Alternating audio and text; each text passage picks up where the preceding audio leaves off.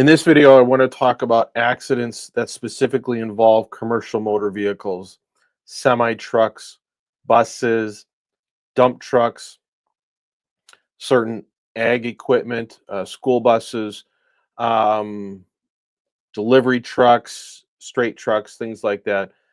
Commercial motor vehicles as opposed to passenger cars and pickup trucks.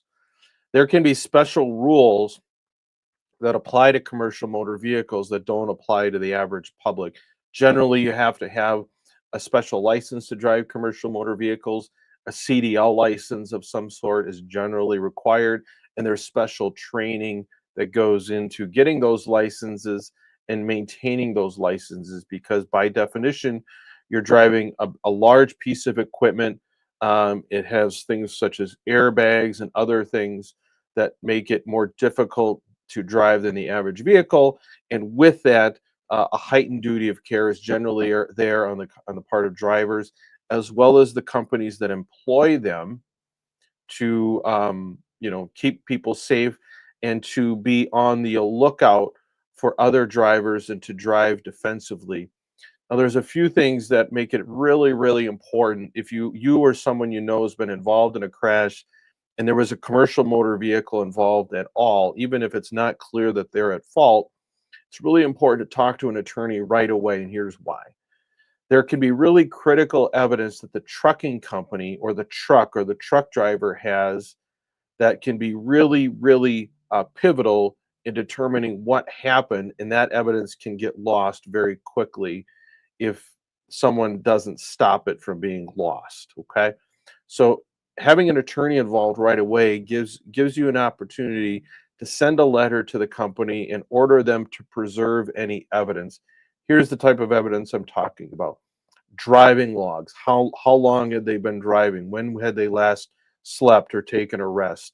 Video. Sometimes there's video inside the vehicles, inside the trucks, that may capture the scene out in front of the truck as well as what's going on inside the truck. You want that evidence to be preserved.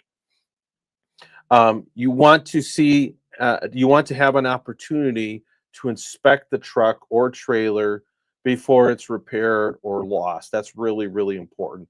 Safety records, maintenance records, meeting minutes and things like that can disappear and do disappear if someone doesn't write to the trucking company right away and make sure that they don't disappear. So who can be liable in trucking accidents? Well, obviously the driver themselves. If they drive negligently, if they're not sufficiently careful, the trucker can be liable. There's generally going to be some sort of commercial insurance on the vehicle, but also the company that hired them. Sometimes the company that serves as the intermediary who sets up freight delivery with companies that do the delivery, trailer manufacturers, truck manufacturers. How can the company be liable? Well, first of all, if the person is driving for them in the scope of their employment, they're probably vicariously liable for them if the driver was acting negligently, not driving carefully.